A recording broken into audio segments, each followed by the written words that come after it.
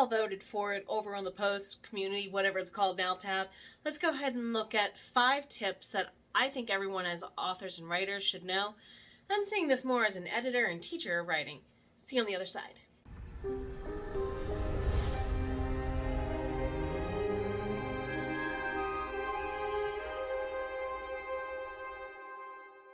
Welcome on back, everybody. My name is Jenna O'Malley. I am your soul writer, author of sci-fi fantasy with dashes of romance and nerdy references such as the Myrna Annals. Alongside the raw healing stories my characters weave throughout time and space, I help other soul bards such as yourselves keep track of your editing stuff once in a while, occasionally, apparently now. So since this editor thing is now officials, because we're a year plus deep into the business end of that venture, let's go ahead and look at what you voted for. 5 things that I think everyone should know about editing as authors and writers. So first and foremost, I will be discussing a lot throughout this video the thought process of higher order thinking and lower order thinking, or higher order tasks and lower order tasks with revisions and editing. Normally, revisions are your higher order tasks. These are going to be more developmental things, more what's going on with the plot holes. Does this scene go here in this chapter or down in that chapter? Does that chapter go in this book or in that book? Those kind of decisions. Does this short story exist before this one? Does it go here? Does this poem line up on that page or on that page thematically? Or however you're designing your compilations and anthologies accordingly, right? So look at those things first. Grammar's great. Grammar's amazing. I love my spelling rules. I love my conventions. I love my M-dashes and my hyphens and my whatnots and my so-ons. Those things don't matter in their existence until you have all that higher order stuff ironed out. So save yourself the time in doing so, okay?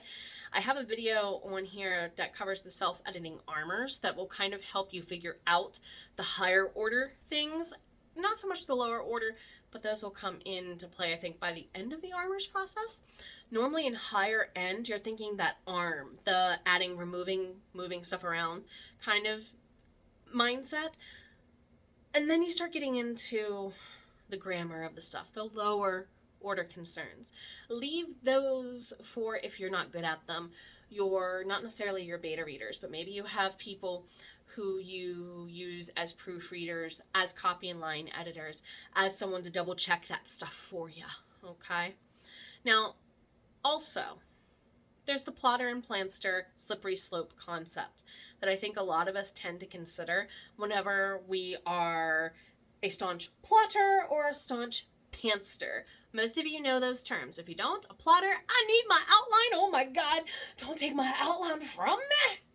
All the way over to a pantster of, is it from MASH? Is it the psychiatrist in MASH? Yeah, Sydney Freeman, I think. Ladies and gentlemen, take my advice. Pull down your pants and slide on the ice. Pantster! Outline? What outline? I don't know. I might not even have a title yet. So those are the extremes of your pendulum continuum a little bit there. And normally you tend to think that someone, when it comes to the brainstorming, researching, plotting, pre-planning stages up to the drafting point, you tend to think that people who are plotters would have an easier end on the other end of drafting. That is not always true. And you will sometimes assume that people who tend to take it easier on the front end with the revisions, the pantsters, tend to have a messier job on the other end with the revisions. Not always true. And I wouldn't even venture to say that is not always true from author to author, writer to writer, poet to poet. I would say it's from project to project, not person to person. Very, very, very, very much so. So consider each individual project draft its own chance to be what it is. And don't compare yourself and the story to past projects you have successfully completed, other than knowing that I did it once, I'll figure it out somehow again applies. Yes, we show up to every new draft who we are in that person, in that time in our writing journey. Okay? I'm going to admit, my first book that I published is way better than what I used to write and never published when I was younger. Just like how now, what I'm getting ready to write for season 2 is going to be markedly better than what I wrote for season 1. All writers go through those stages, so stop comparing yourself to your past successes other than knowing you can do it again. It does not have to be copy-paste, same experience, time after time after time. That'll get boring.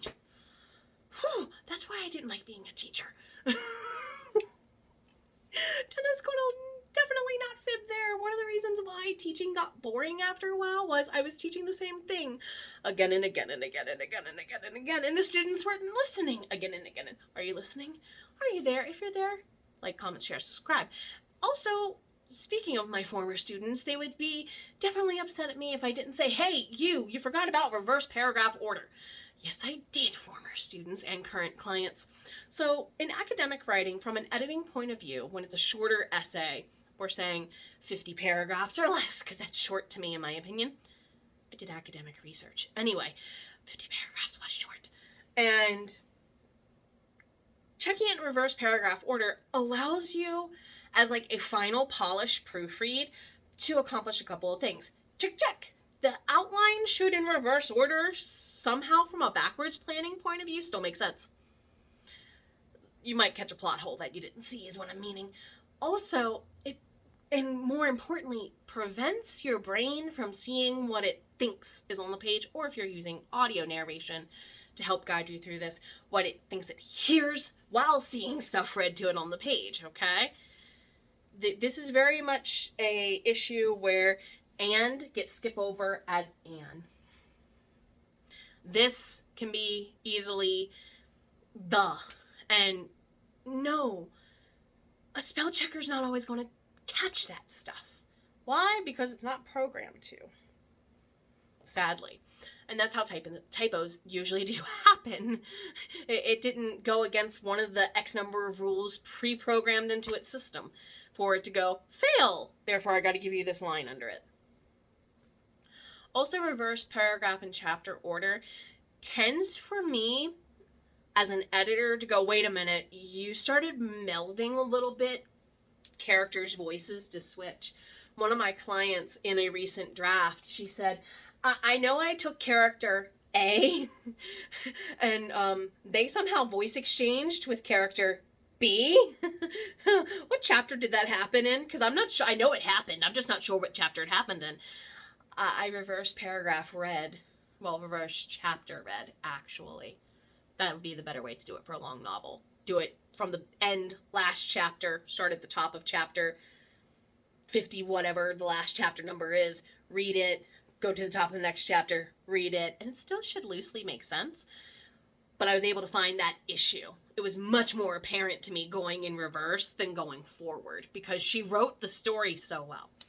So you can definitely use reverse paragraph, reverse scene, reverse chapter order reading as a good way to kind of do a really good solid scrub on your final read of something.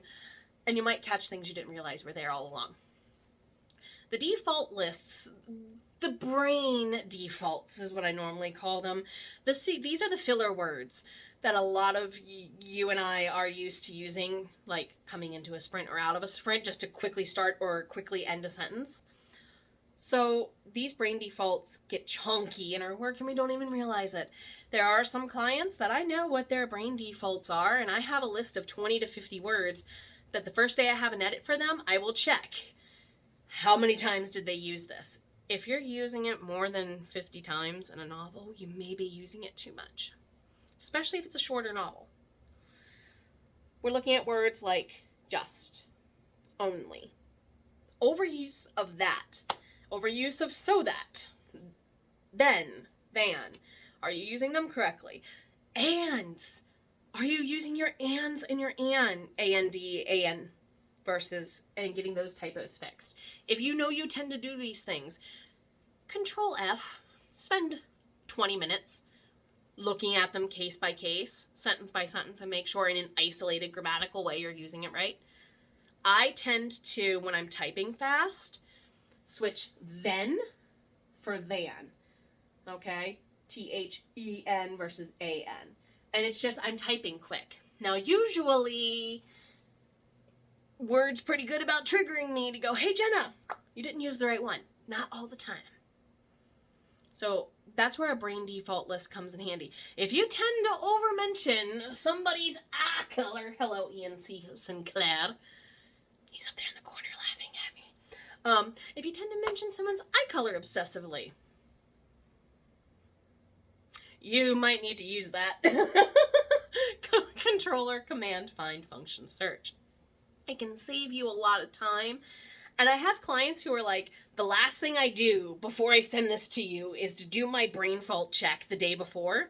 My brain default choices list before I send this to you.